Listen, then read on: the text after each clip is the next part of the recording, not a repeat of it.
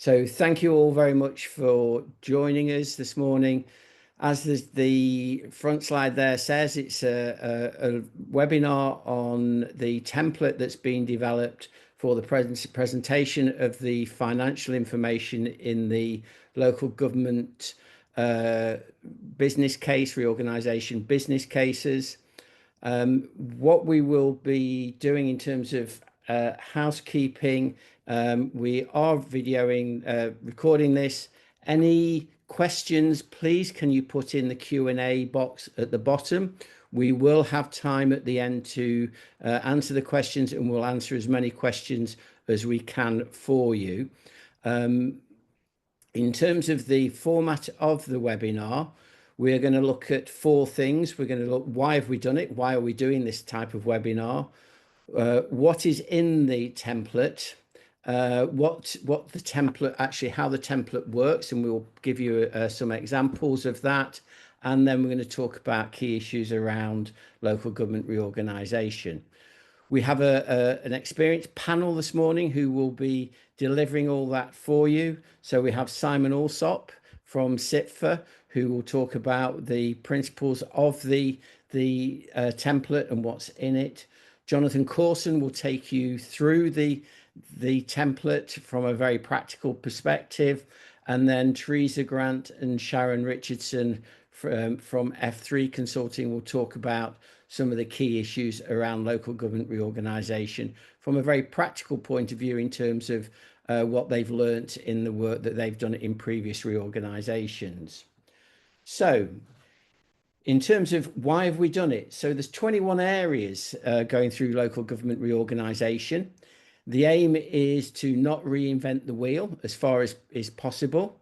And in order to do that, what we've developed is a template that can be used in the business case for financial information. That template is based on work that CIPFA has been doing over the last few years on EFS. And the templated approach has worked very well there, so that you've got financial information from different areas presented broadly, if possible, on a similar basis. And it's that template that we're going to talk about today, and we're going to talk about that on the basis that we hope to get to a situation where the business cases can be compared apples with apples. Now, it'll never get to be an apples with apples, but it's as far as we can, it's apples with different types of apples rather than with pineapples. So that's the aim of it. And what we're going to do is after the webinar, we'll make the template available.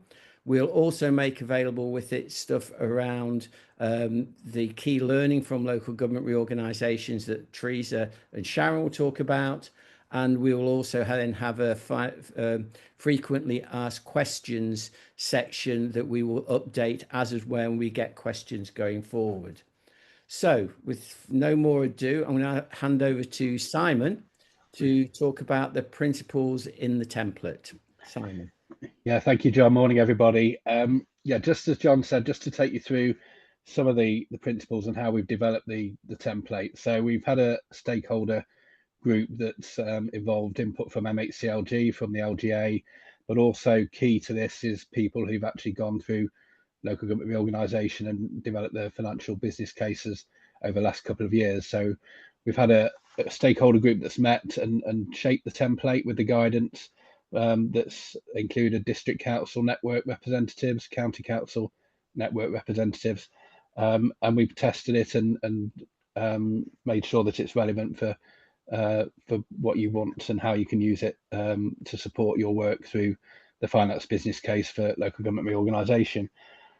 What we've been very clear about is this isn't designed to replace your existing business cases, and absolutely recognise all the work that's going on locally with various teams to pull together your interim proposals and then look at how you develop those into preferred options. So this isn't designed to replace that. This is designed to help and as John said, provide some consistency if you want to compare different options that are coming forward from different councils or different configurations of councils.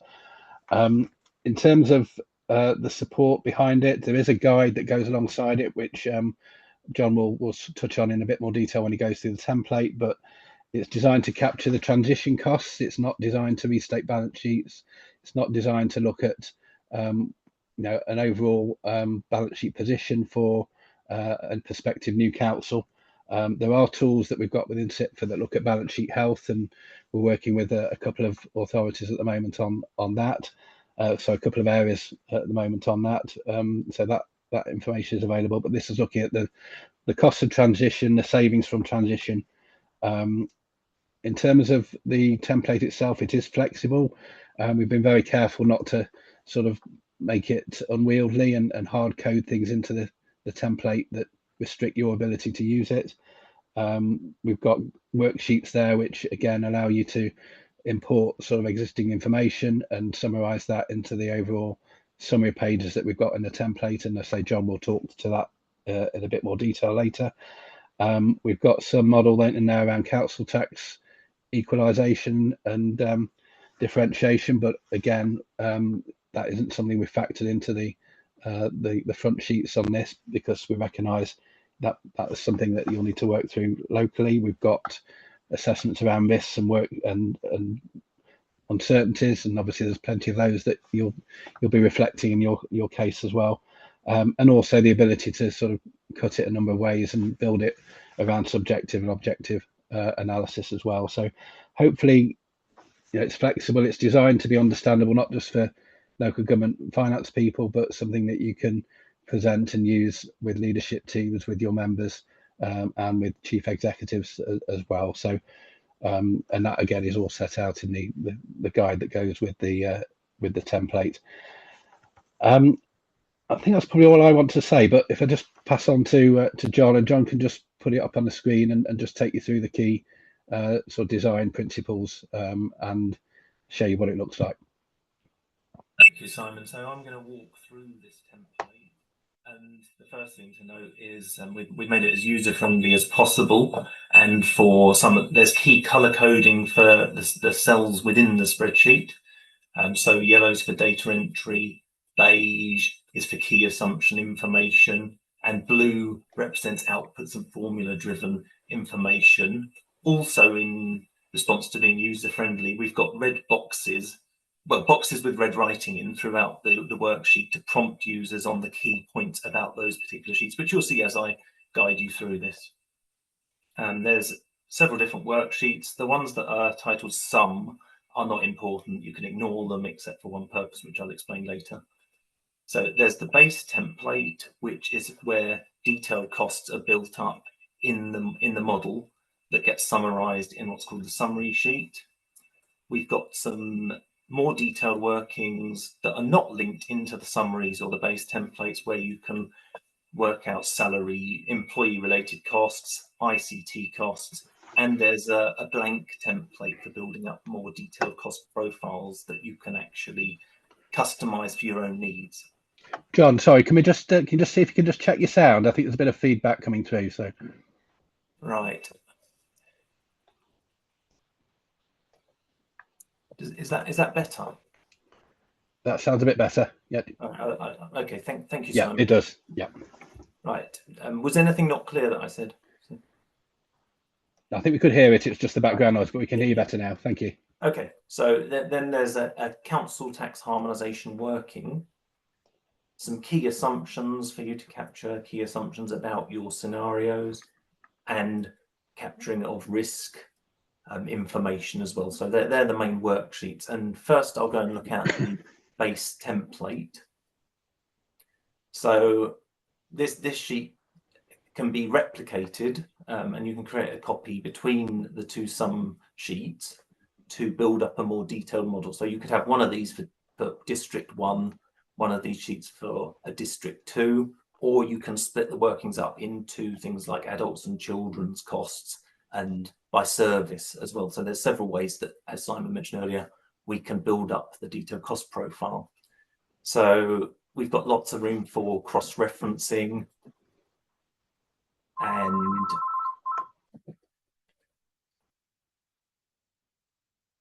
there's a technical issue. So what you can do in this template is write so you first need to record the transitional costs. So there may be costs like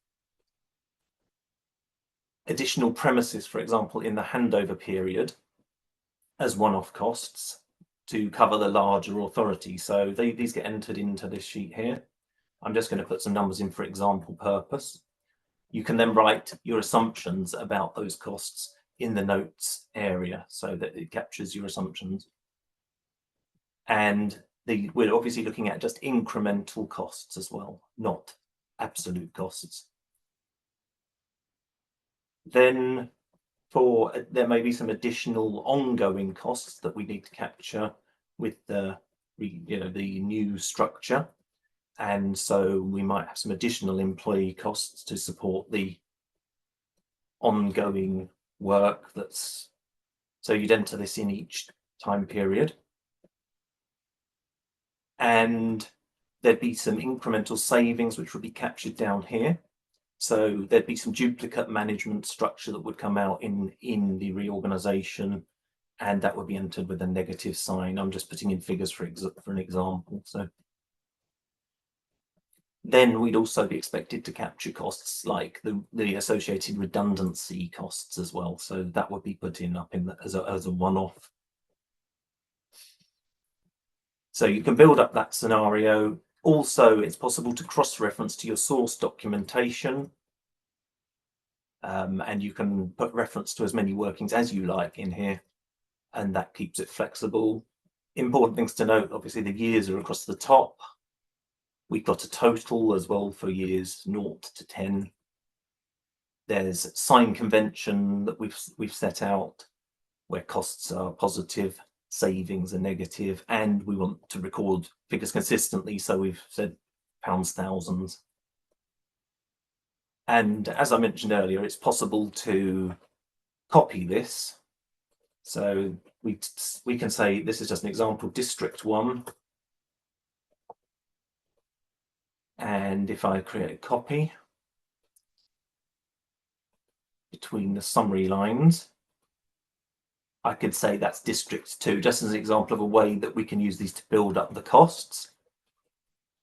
And then we move to the summary report, where the District 1 and District 2 figures would be combined to give an output of the total option cost or saving. So they're the main workings for building up a scenario. Then we've got some workings that are not linked in that help build up the detailed profile of costs. So we can look at employee costs, and we can build up the typical expected redundancy costs, relocation costs, golden handcuffs, and ongoing costs related to pay harmonization, and also ongoing savings. So that's one of 3 sheets that performs a similar function of building up more detailed cost profile. It's not linked into the main summaries in terms of because different authorities will be working out in their own ways, very at a detailed level. So that's why we haven't linked it in. There's a similar worksheet for ICT,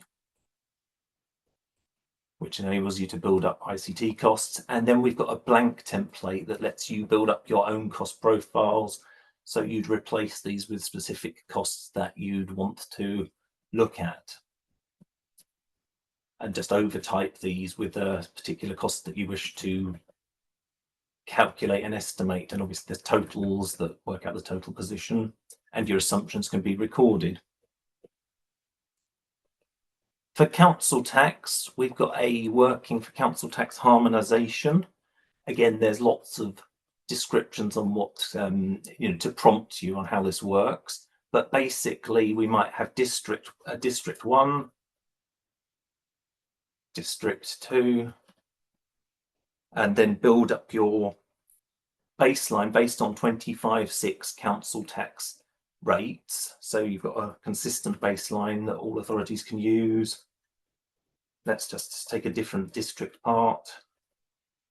So that builds up the initial band for the districts. Then you can inflate for the increase that you'd expect from 25-26 to 26-27 to get your baseline council tax rates. And also, when we put in the council tax base for band D, this will calculate the weighted averages of the total council tax rate for the authority.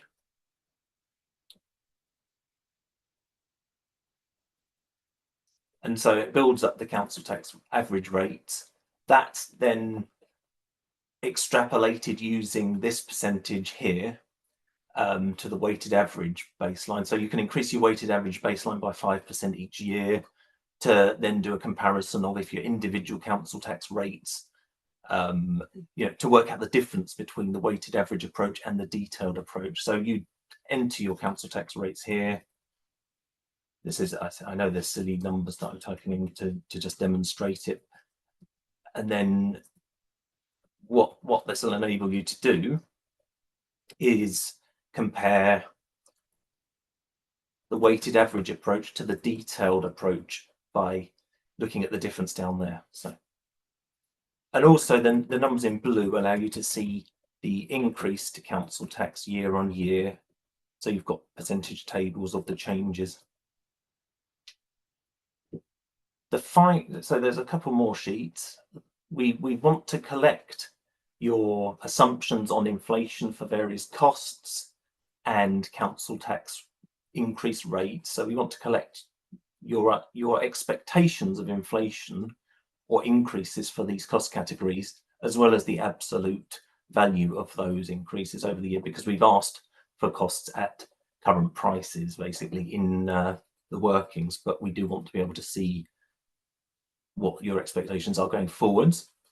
And finally, as well, it's important for us to collect some information on the risks of the specific proposals and the likelihood of occurrence of those. So there's some drop-down menus to assess probabilities of a specific type of risk in here.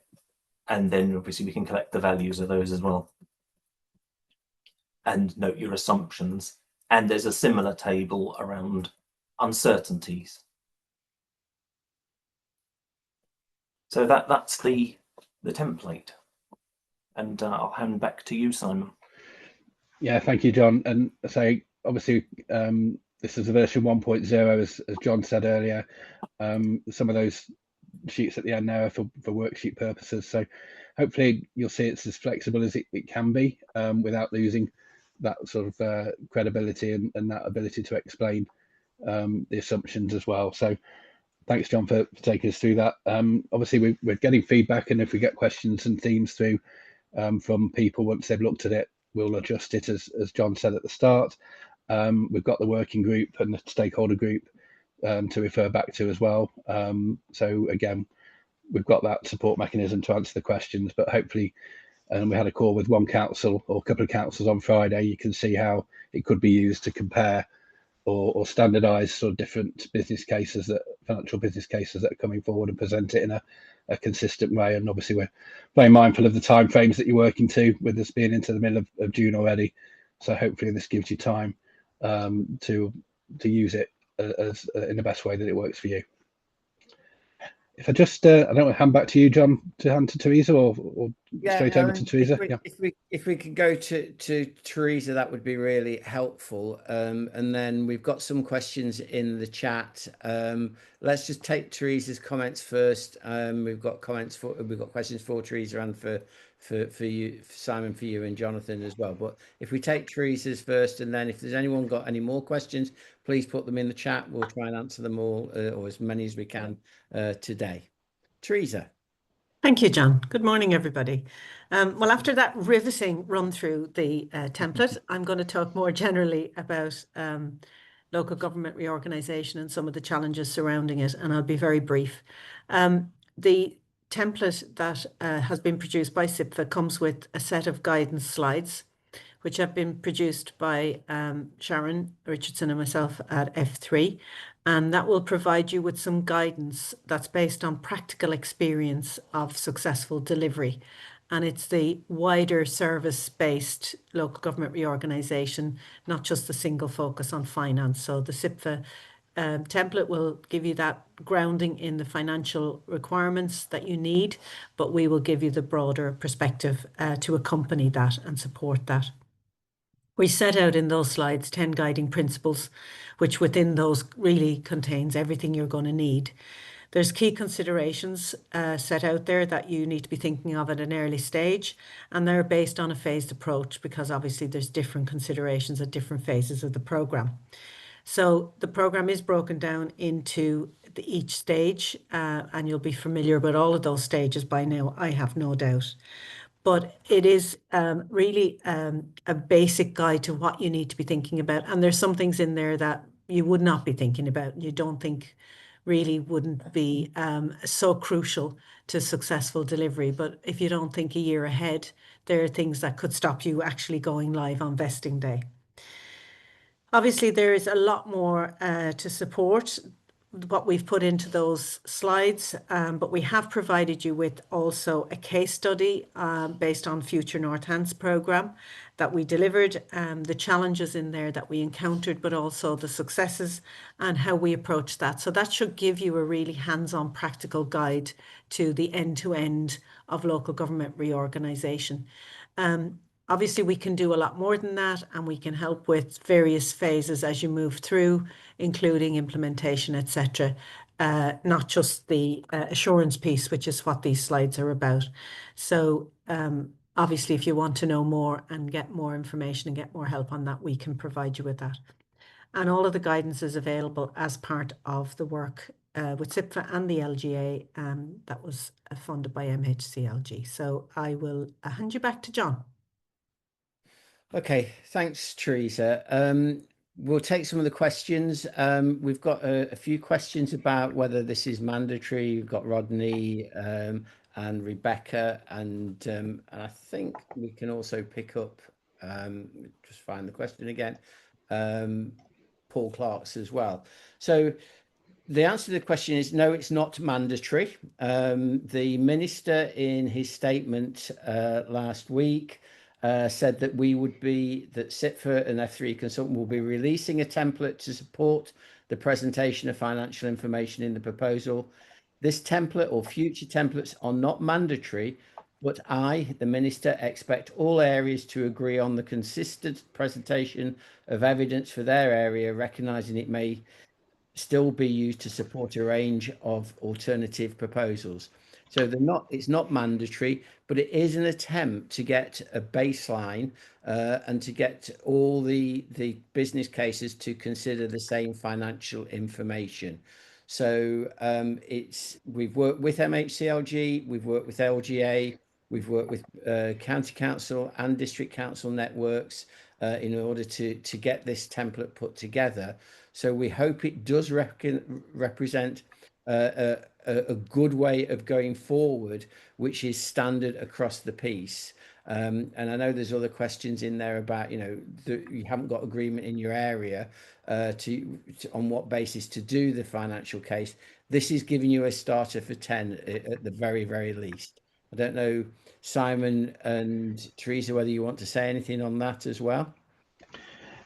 No, I think as you said, John, we're very mindful that this isn't mandated. It's designed to sort of support you through the process. And I think Teresa said there, this is one of the tools that we developed at CIPFA to try and help with that. But I know there's some of the questions in the chat as well about principles and assumptions. And obviously in the guide that goes alongside this, it talks about the sorts of things, not just in our guide, but in Teresa's guide as well, you'll need to think about and how they will play into the template as well. But hopefully it's another aid and something that gives you something to sort of compare where you can and use as appropriate. Okay, thanks, Simon. We've got a question from Claire around the assumptions and the disaggregation of upper tier services and they're being underestimated and savings in business cases being overestimated. I think in terms of that, are we going to deliver any assumptions. The aim of this, and I'll get Teresa to comment, is, you know, it's for areas to agree on the assumptions. What this will clearly show, though, is the assumptions you make will be set out in here, so it's easiest then to look at them and see whether they're reasonable. Teresa, you got any comments on that? Yeah, and I think what I would say is it's different in different places. So you can make an assumption for your area, and then that needs to be looked at in the round in the context of your area as well. But you need to set it out in the first instance so it can be assessed as being realistic or not.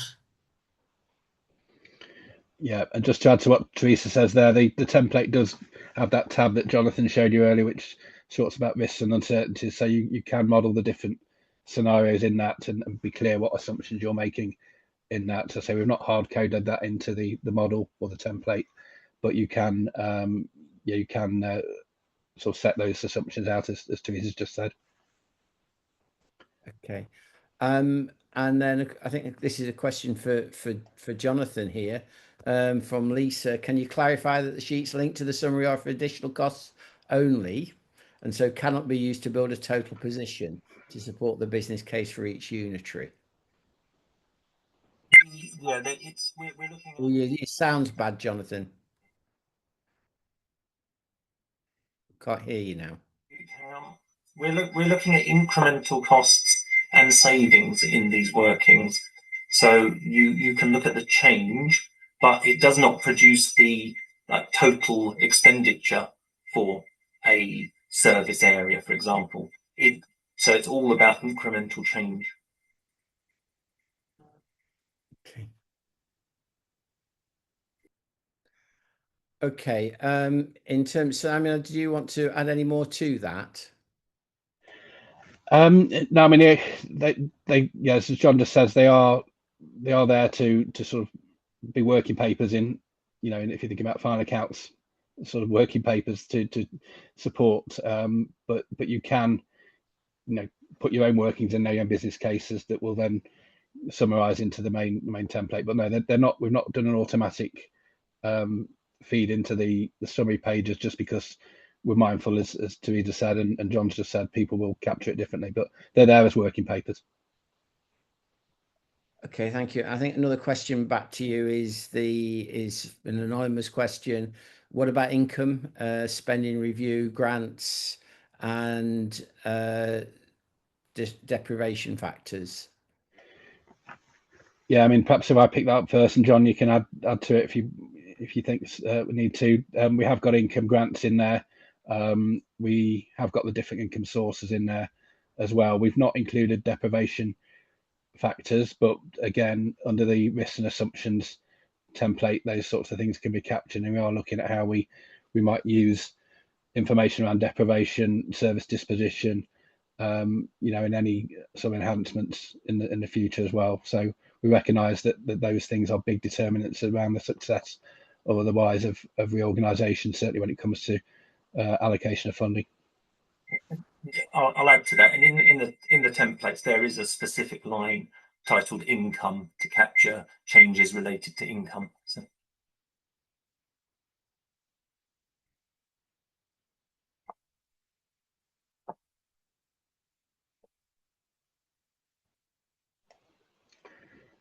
Sorry, John, you're on mute. Sorry. I think the next one is straight down to Simon. Is splitting fire considered in the template? We've not identified fire specifically, but again, we've got other and provision within the template for those sorts of things to be put in there in a way that some of the governance changes around shadow authorities can be captured. So we've not put that specifically in there, but absolutely that will be a cost of transition that could be built into that template. Okay, I think we're going to pick on Simon a little bit here again.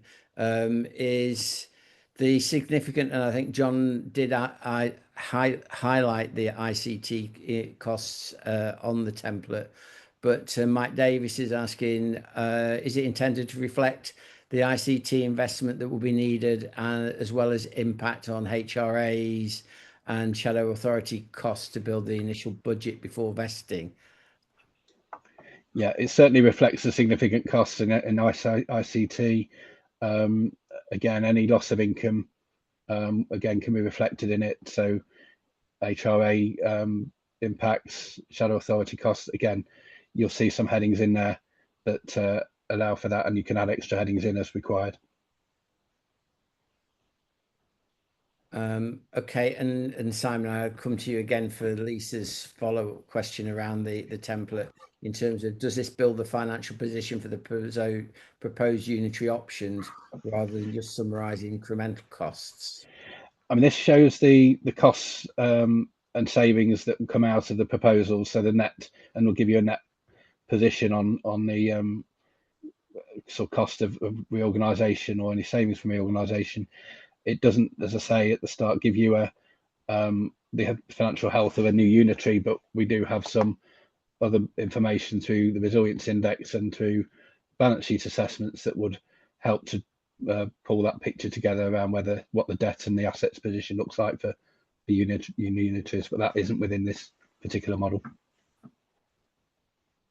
Okay, conscious that we've been, obviously it is a financial template.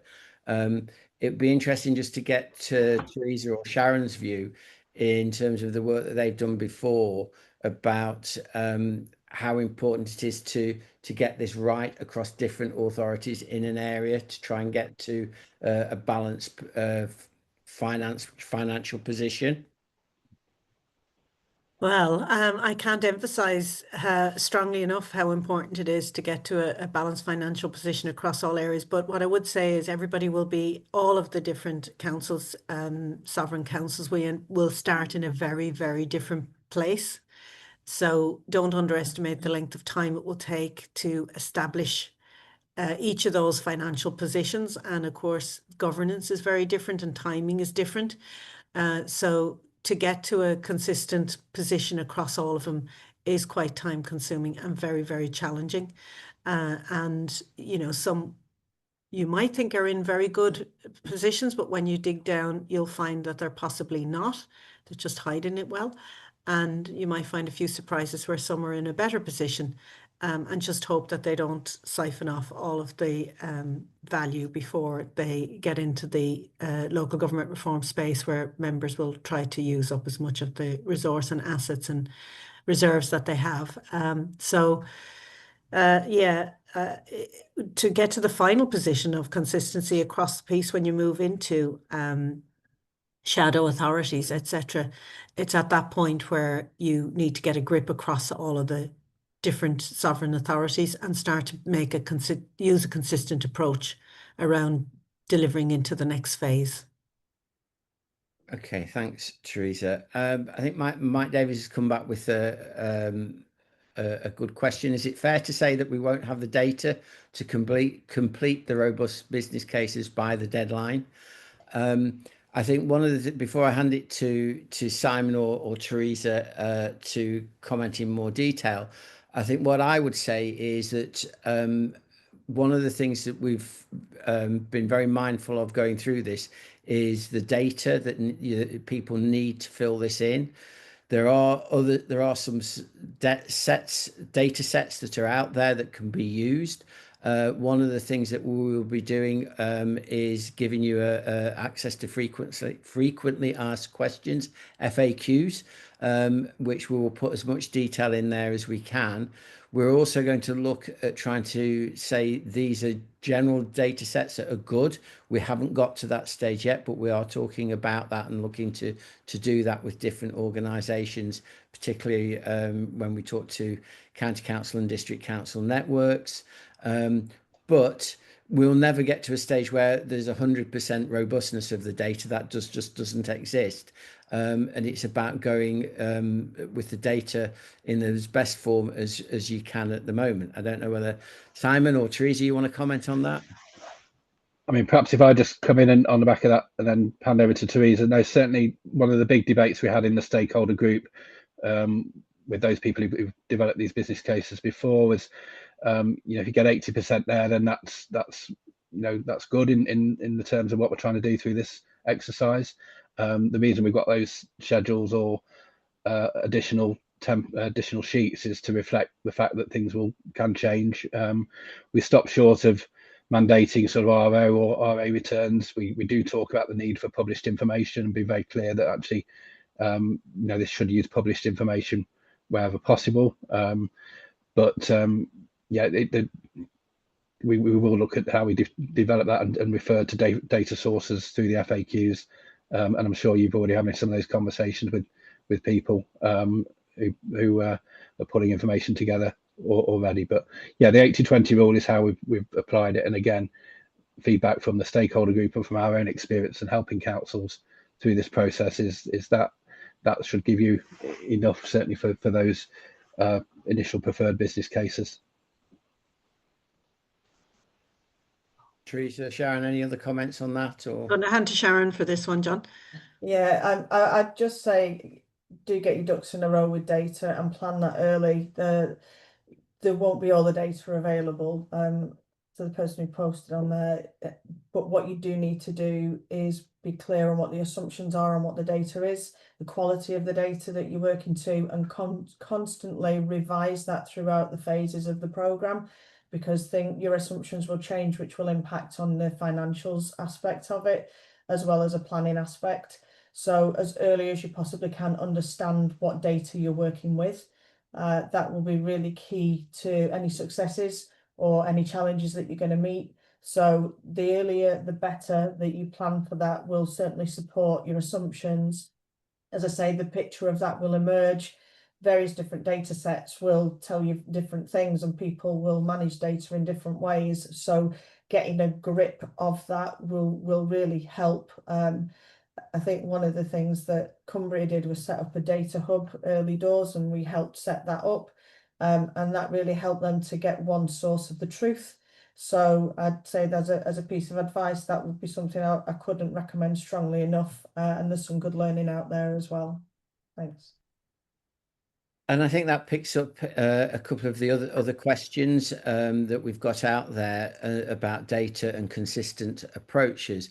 I mean, the aim is within an area is to, if you can all work in, each of the 21 areas, work on an agreed set of data, like a data hub. And then if you can agree that the format of your business cases are going to look like whatever, and ideally, I think, obviously we've put forward this template for the financial side of those business cases. As long as you can all agree on a standard approach like that, it will make life very much easier for you in the long term. And it also makes life easier for MHCLG and ultimately the minister to make a decision on which options go forward, because there's less arguing, because you're all working off a consistent set of data in a consistent format. So that's got to make life easier for everyone as you go as well. I think in terms of when is this going to be available, it will be available later today. There will be there is a page on our website, Local Government Reorganisation, where you can request the template and the supporting information. We will write round to all of the authorities in the 21 areas, setting out this is how you can get it. So yes, you have plenty of chance later today to be able to get hold of the data.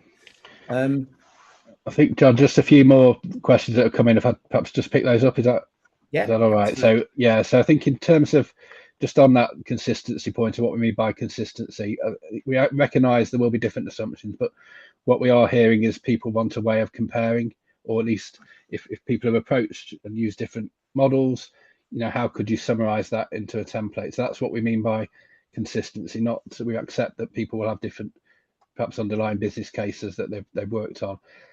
In terms of the inflationary assumptions, so we haven't included any inflationary assumptions in the figures in the template, but we do capture those in the assumption sheet. We stopped short of doing standard set of assumptions because we recognised, again, when we were going through this in the stakeholder group, that actually if we can capture the different assumptions, we can then look at whether there is a way of setting some bands or some expectations once we've captured that information, rather than mandate that up front. I think there's one there from Rodney around the any other templates.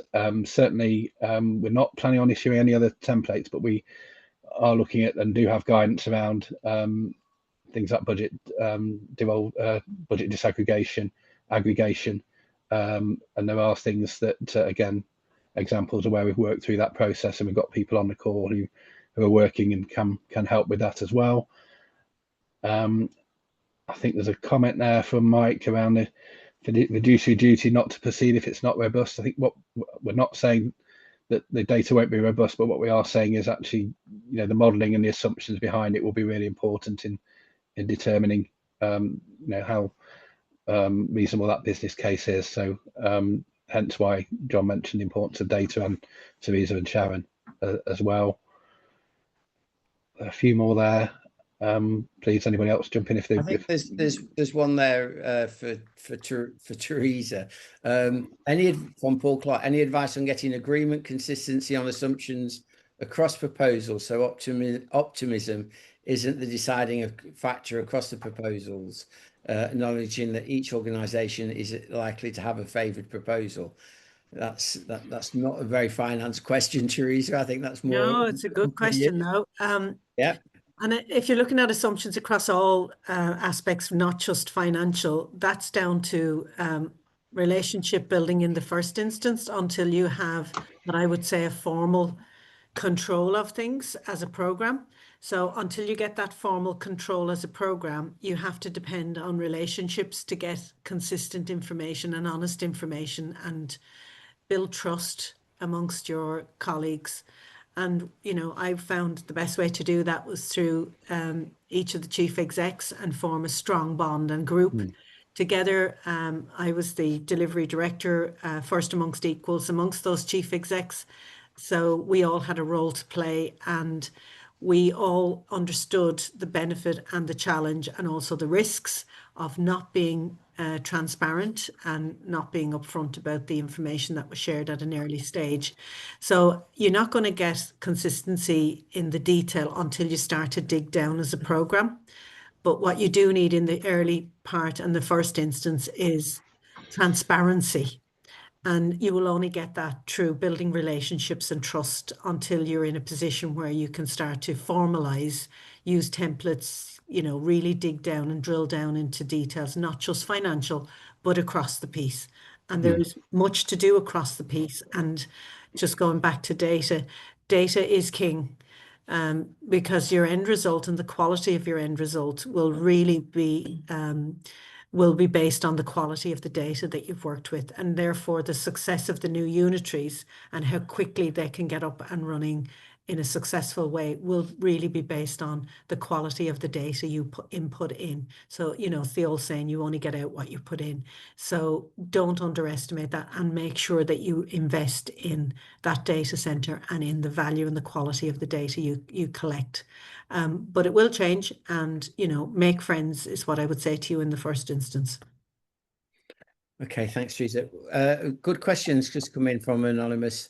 Will the evaluation process include submission of financial model files, or will it be the qualitative business case only? We obviously it's up to MHCLG how they evaluate the process.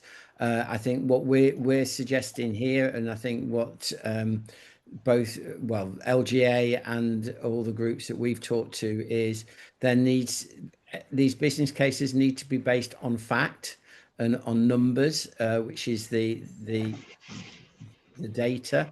It can't just be about having, this will look better in the future, or this may work better in the future. I think it has to be backed up by real hard numbers, which is why we've produced the template. Question again for Simon, in terms of how locked down is the template? Can we tweak it? Yeah, there are certain cells, calculation cells, as you'd expect, that are locked down, and they're clearly shown on the guide on the front page. The tweaking certainly can be done on the worksheets that I mentioned earlier.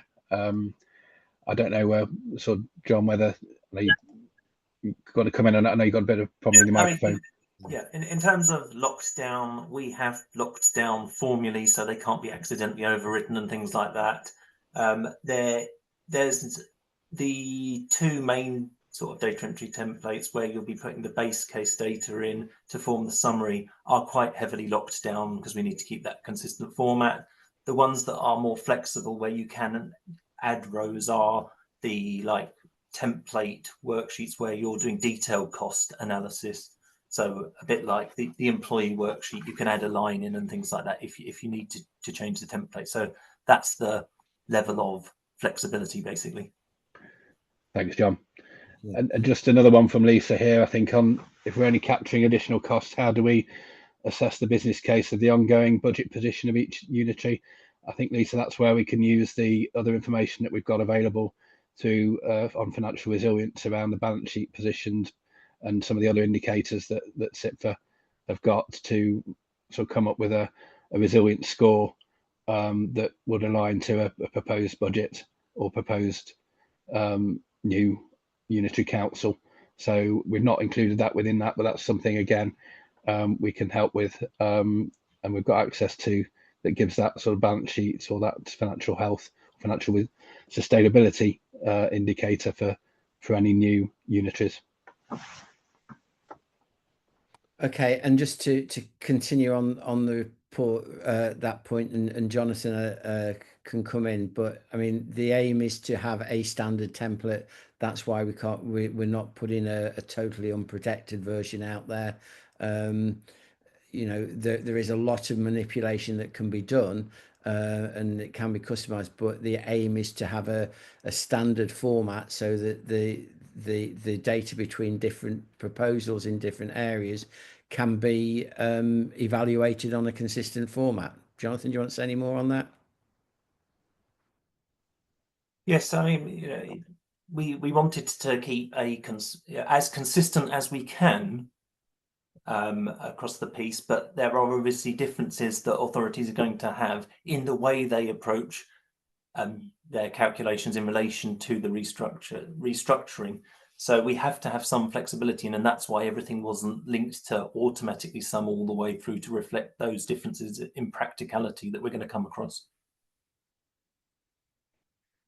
Okay, I mean the key thing about this is to try and get it so that evaluation can be made across the piece based on a consistent format and based on consistent data.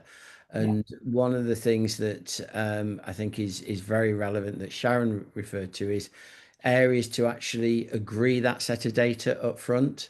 I don't think we can stress that enough. In terms of if you all use the same data, and we will try and come back as we go through the process with that, with suggestions on that, and Simon's talked a little bit about, you know, we're not going to specify and say you've got to use this data, but we will try and suggest areas of data where we think there is commonality of approach that would be useful. Then that makes the life an awful lot easier if you're all using the same data and the same format for the presentation of that data. Again, Michael Furness, does the template allow the opportunity to identify key challenges to authorities that need to be addressed before any savings from LGR may be achieved? Significant loss of resources from a business, rates reset, gaps in current MTF's forecast. That's a very interesting question. I guess I'm going to ask Simon, throw that to Simon to start with. Yeah, I mean, again, with the stakeholder group, we had quite a big debate about this around funding formula review, business rates reset, some of the underlying sort of funding issues that authorities, you know, we recognise are dealing with. We've tried to, we haven't included those sort of any assumption on business rate resets, anything around sort of structural deficits, or indeed sort of anything around funding reform at the moment, but we do recognise it in the guide as something that could impact. You know, certainly the conversation we've had with NHCLG colleagues, has touched on that, and we recognise those as added complexities that you consider, but they're the things you could reflect in the risk template that John showed you earlier, to show what the impact of some of those things might be. But they wouldn't necessarily, they don't feed into the template per se.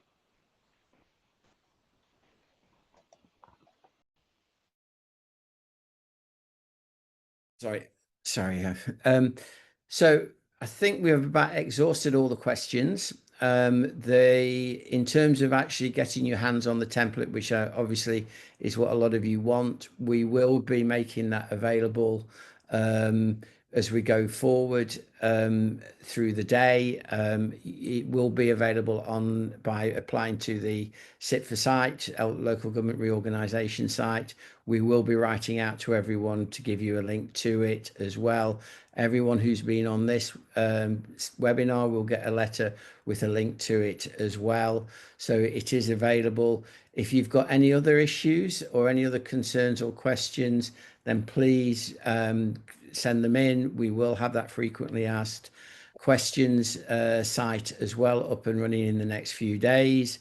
So there's a lot of information, a lot of support there for you. We're very happy to answer questions. We're very happy to talk to you as a one-to-one in terms of an area or as authorities about the template and how it can be used. So any issues, then please give us a call. And I think unless anyone's got any more questions, I think we will try and give you 5 minutes back. But prior to that, I think I'm just going to ask the panel, starting with Teresa and then Simon, if they've got any other comments based on their experiences. Teresa. Yes, please, John. Yeah, just to say, I know that everybody on the call is very finance focused, and rightly so at this stage of the process, and it's quite a difficult and challenging phase. But just to say that, the flavour of what's there in terms of the wider guidance is just a flavour. So there is a lot more than that. And I know that, your focus is in the right place at the moment, but you will have to start focusing on the rest of it at some stage. So we're here to help if you need that, and you only have to ask. Yeah, and I think to add to what Teresa said there, a lot of the discussions that we've had with councils have focused on the very things that Teresa's talked about, as well as the finances. Some of the discussions we had in the stakeholder group, for example, were around some of the challenges that councils can be dealing with around sort of physical location of assets, and actually some of the unintended consequences of particular decisions around children's placements or adult social care placements, and actually what some of those decisions can do to the finances, but also to some of the demand and the challenges that councils face. Again, just some realism around how long it can take to actually dispose of some assets, if that's something you're looking at as part of reorganisation, which would obviously be an assumption there. So all those sorts of things, the sort of the stories, the experiences, they're the things that will feed into this process. And so thank you very much, Simon and Teresa. Dan O'Keefe's kindly put in the chat a link to the CIPFA website to request the template. So please use it. We'll get them out as soon as we can to you. It will be later today. I think we are only just a few minutes from the end, but if there's no more questions, I'd like to thank the panel for their input, but more importantly, I'd like to thank you guys for coming along and listening. We are here to help. We're trying very hard to help. We think that the sector has got a lot of learning that's there that we've tried to harness both within the template and within the guidance that goes alongside it. It is very practical. It's intended to be very practical. And please, if there's something in there that you can't find or that you want, then please obviously just give us a shout and we'll see if we've already got it and save you reinventing the wheel. But anyway, so thank you very much indeed for attending. The you will be able to get a copy of the recording, and you've already got the website address for the template as well. So just once again, thank you to the panel, and thank you very much indeed for all of you for attending. Thank you. Thanks, everybody.